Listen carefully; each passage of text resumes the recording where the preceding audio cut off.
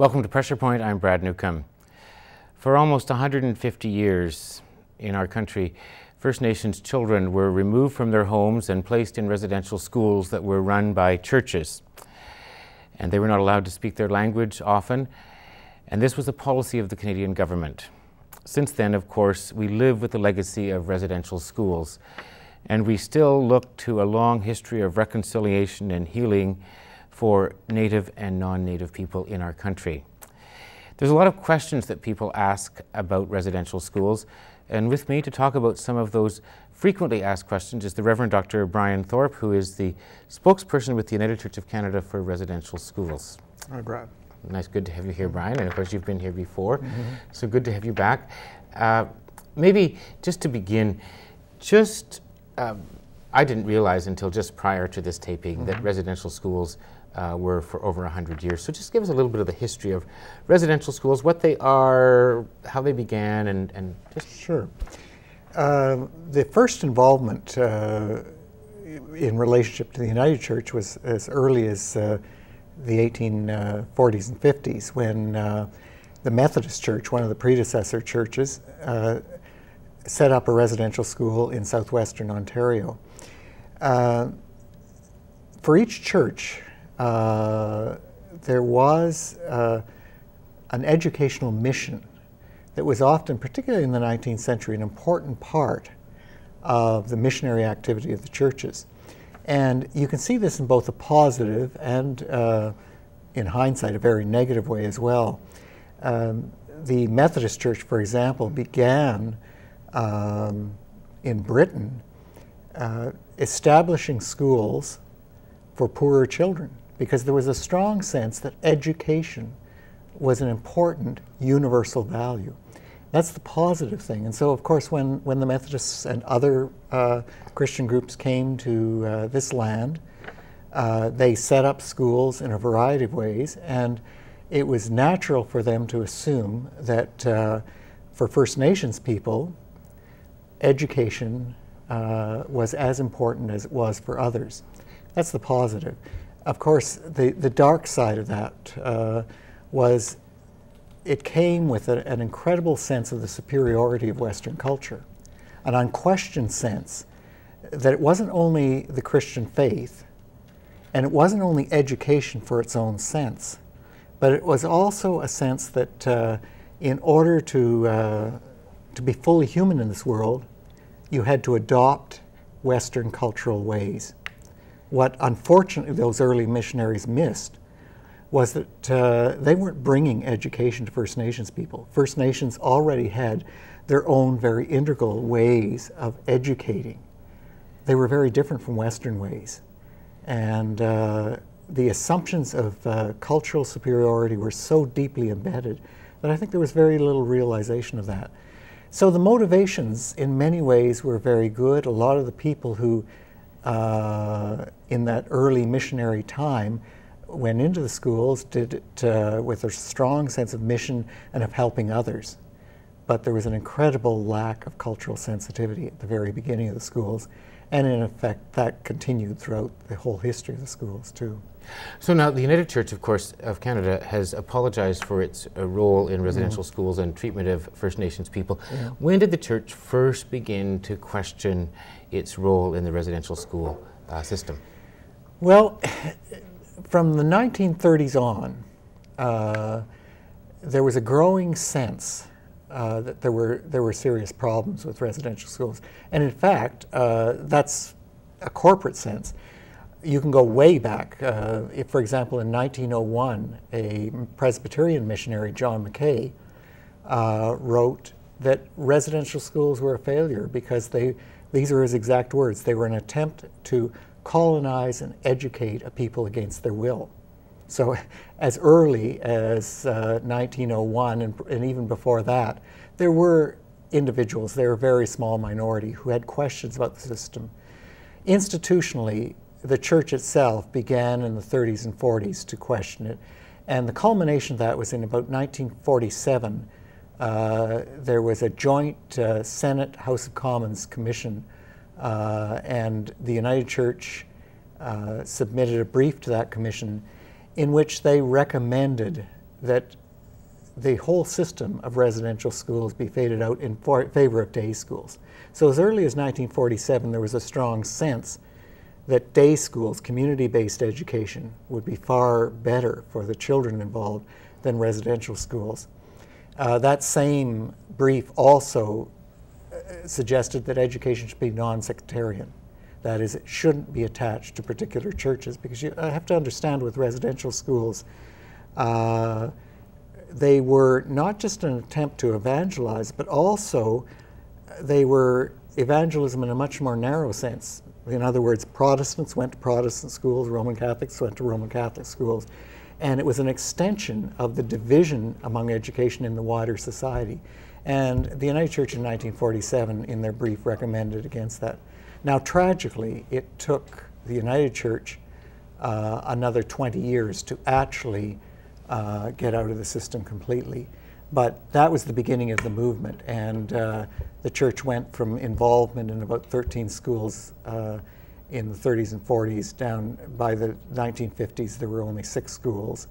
Then it went to 4, and 1969 was the last involvement. So now, how did the government and the churches get sort of into this together, and say a little bit about the role of the Canadian government in the whole residential school legacy as well? Well, there's no question that the Canadian government had a very clear policy in relationship to First Nations people for the better part of a century, which was that First Nations people would be best served if they assimilated into Canadian society. And the school system was a part of that. There's a very famous quote of one federal bureaucrat who said the whole purpose of the school was to educate the Indian out of the Indian. And by today's standards, it's horrific when you think about it, but that was the federal policy for a long period of time. And the schools were an integral part of that policy. The churches, who had historic activity with First Nations, and oftentimes were the only non-Native institution that had a consistent presence in First Nations communities. The churches, because of their own educational mission, became willing agents of government in this enterprise. But the system was very clearly a federal system. The federal government had rules, they funded the system, and it was a part of national policy. So when it comes to apologies, and the United Church has apologized, what exactly is the apology for? Oh, the apology is very clearly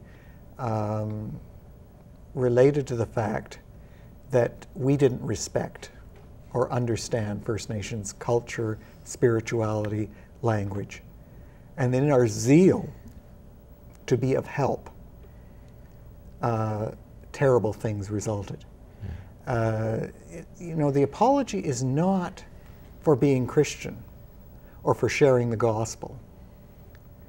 The apology is for insensitivity to the ways in which the Creator was present with First Nations people, for the gifts that First Nations people brought, for our unwillingness to learn from them and to make the sharing of our various cultures mutual and on an equal basis. That's really the essence of the apology. What about the role now of the people who worked in this residential schools, church people who gave their lives with a sense of mission and a sense of God's call and so on? How does that fit? I mean, there are people who know people who work there and so on.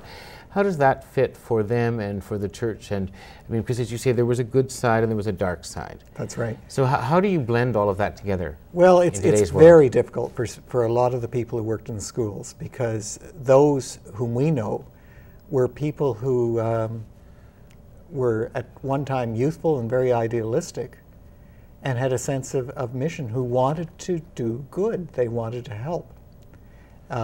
Many of them really believed that education was salvation, and they came by that quite honestly.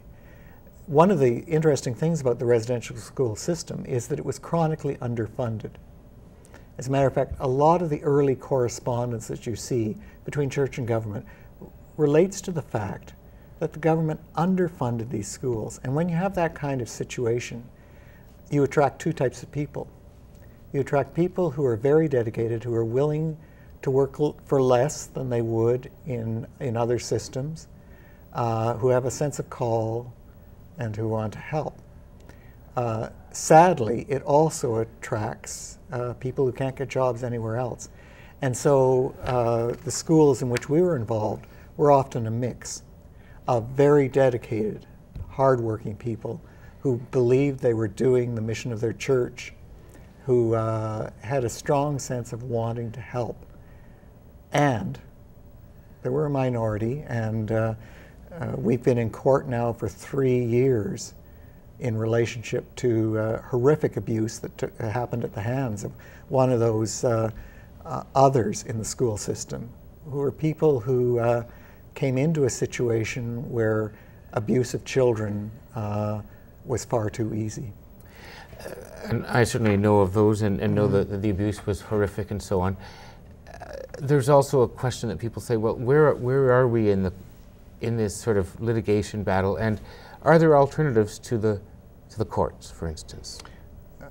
There are alternatives, and in fact, I would say most people who've been in the courts crave those alternatives, because the court system is not well geared for this sort of legacy. It's not well geared for situations in which you have one community which had power and was a part of a system in which others were very vulnerable. Like, that calls out for community to community change. And the courts don't enable that. The courts are about individuals seeking compensation. As well, for those who are abused, either physically or sexually, going into court can be quite horrific. You basically have to relive, and relive in a very painful way, because courts are about examination and cross-examination. It's an adversarial system, and that can be just devastating. So there's no question that alternatives are very important. The federal government a couple of years ago, along with survivor groups and church groups, had a series of exploratory dialogues aimed at looking at alternative dispute resolution. And there are some pilot projects that are being attempted in that regard, but it's a very small part. And something much more major needs to happen.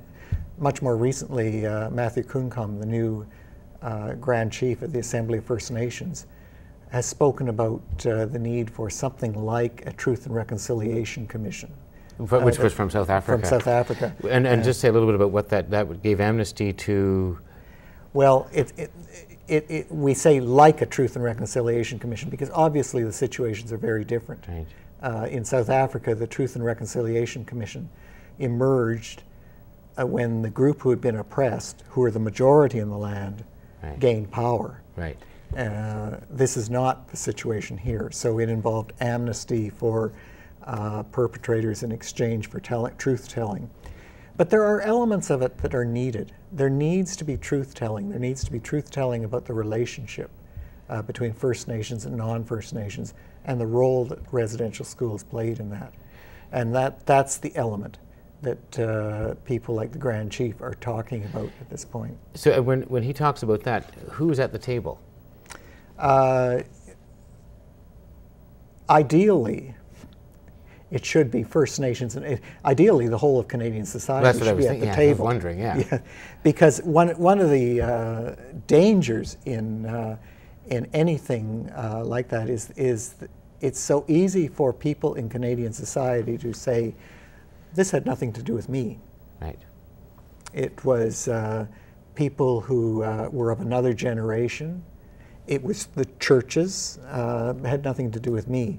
And ultimately, that's not going to be a helpful approach, because residential schools were a natural outcome of a whole social fabric that saw the role of First Nations as being subordinate to the Western culture much more recently arrived on this continent. And until you grapple with that central issue, that sense of cultural superiority, which we often think is not with us now, but we're the inheritors of it, and the society in which we live is built on that basis. Until you're able to deal with that, you're not going to fully come to terms with what residential schools really meant. Now, that having been said, realistically, if you can have government, churches, and First Nations people at the table, that's a very important beginning. I want to go back to what you said, though. People still say, we weren't a part of that. That was a long time ago. That's right. Why should we have to pay now? Also, I mean, one of the dioceses in the Anglican Church has declared bankruptcy and so on. How is this helping when, you know, in a new generation there's going to be new people hurt? What do you say when people, you know, and everything's in the court, it's costing millions of dollars. Yes. Who will get the money anyways? Yeah. Those kinds of questions. Yeah. To go to your first question about why should I be responsible for what my forebears did, I think for Christians, that's quite clear. We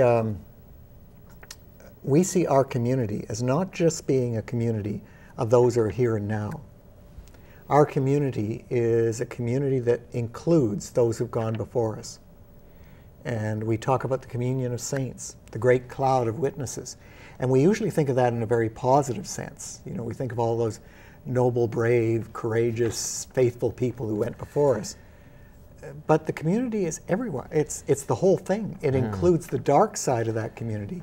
It's a community of both saints and sinners. Right. And some pretty horrific sins in all of that. That's right. Who we are as a community includes all that went before. And so if bad things were done in the name of our church, we have a responsibility corporately to do everything we can to make it right. Former moderator Bob Smith used to say that if I'm willing to accept the blessings of my inheritance, I have to be able to accept the burdens as well. You don't just pick and choose in that regard. And that's a very difficult sell in our society, because we live in a society where there's an incredible temptation of a kind of insular individualism, which basically says I'm a solitary individual, only responsible for myself, and have no interconnection with others. And from a Christian point of view, that's just nonsense. So how do you suggest then, when individuals or congregations say, how can we, or how can I live out this apology? What are some of the ways? The fascinating thing is that it's almost like saying the simpler the better. When the trial was going on around the Port Alberni School, a trial that lasted for close to 3 years, and it was a very painful trial. At one point, there were some church folk who said, maybe we should just have lunch with the plaintiffs. Well, this is not the normal course of things. Defendants and plaintiffs in a trial don't normally get together for lunch. No. And there was some real trepidation around that, a sense that who on earth, what plaintiff would ever want to darken the door of a church? Well, they went ahead and they simply put on a lunch. People gathered. Everyone was nervous at the beginning. But there's something very profound about sharing a meal. And it's a connecting point. Sharing a meal is very important for Christian community. It's incredibly important in most First Nations communities. The feast traditions are very important, and not just celebrative feasts. The shame feast, for example, in some First Nations traditions, very important. The way in which you account not only for the celebrative moments, but for the moments of shame, and when reconciliation is called for, and when compensation and atoning for what you've done wrong. Those are all much more profoundly a part of First Nations. We tend to have forgotten the importance of those things. But they all involve eating, and that's a place to begin. There was another community in Seashelt. One of the women who was at the Alberni School as a staff person, Jessie Oliver, went to her neighboring First Nations community and suggested visiting back and forth. It's that simple. It's just meeting people and talking with them. I guess it's so simple that we sometimes, first of all, miss it. It Yes. also means that we haven't spent the time meeting each other. That's right. The other key is that it's simple and it's also very long term.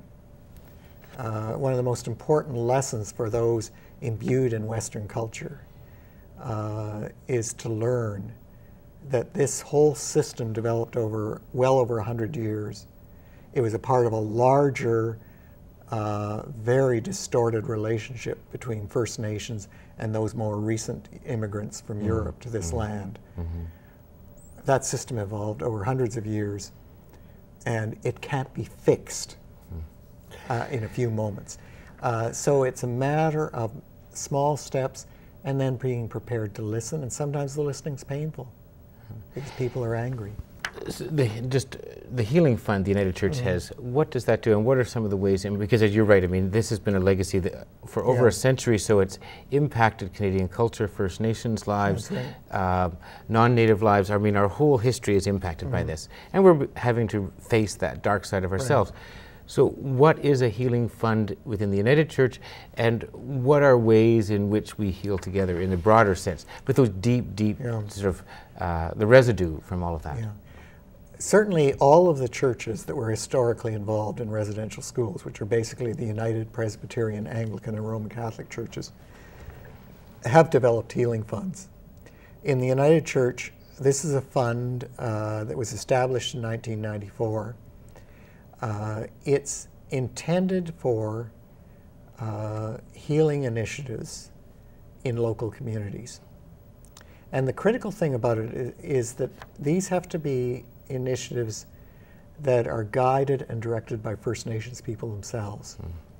Because before this fund was set up, healing had already begun in some of those communities. There was a recognition that this was an important agenda.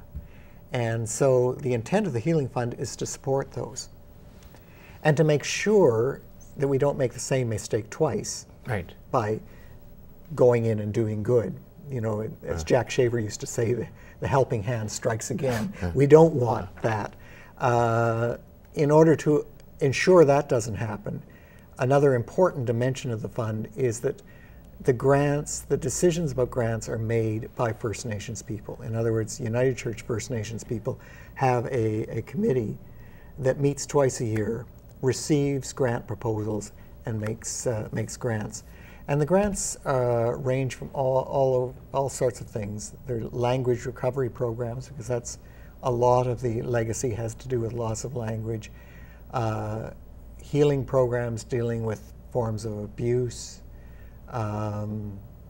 Counseling programs for those who are involved in dispute resolution. Rediscovery programs for younger people, that enable the rediscovery of culture and ancient ways. Those are the kind of projects that the fund helps. Now, as we have mentioned in this program, the residential school system was a part of Canadian government policy. So there's a lot of people who feel that it's unfair that the churches sort of end up with a huge amount of compensation in terms of dollars and in other ways, and also being very intentional about working toward healing, and other segments of Canadian society and parts of government seeming to not be that involved. Any suggestions for how people could address their members of parliament, or how to look at some sort of broader social policy from the Canadian government? Well, I think it's very clear the government does need to take some leadership in terms of a wider response than simply dealing with sexual and physical abuse. Because while sexual and physical abuse happened in the schools, and the victims of that do need to receive justice, there's a much broader issue that affected everyone who went to the school, and that is the issue of how cultures related one with another, and the way in which a dominant culture refused to enter into partnership or listen to or play on an equal footing with that minority culture. That's a much broader issue that needs to be dealt with societally. The Royal Commission on Aboriginal Peoples, for example, in 1996, recommended that a public inquiry be held. Well, that may or may not be the way to go. I think the sort of thing the Grand Chief is talking about in terms of a commission is probably more descriptive of what needs to happen. But the fact remains that the government did nothing about that recommendation and continues to. And I think, if nothing else, simply reminding the federal government of that recommendation from the Royal Commission and asking, what are you planning to do about that? And asking the federal government to take a leadership role in seeking justice in terms of the relationship between First Nations and non-First Nations people, that's very important. It's also important not to become too prescriptive. You know, there are a lot of well-meaning white folks who want to tell the government exactly what to do to solve the problem. The fact is that that's, once again, how we got into this. So and so we need to ensure that whatever happens, First Nations people themselves have a primary role in directing what will happen next. Out of time. Thanks so much. It was great talking to you. Very insightful. Great. So we're out of time. Thanks. Anyways, talking to Reverend Brian Thorpe and on residential schools. Thanks for joining us on Pressure Point. I'm Brad Newcombe.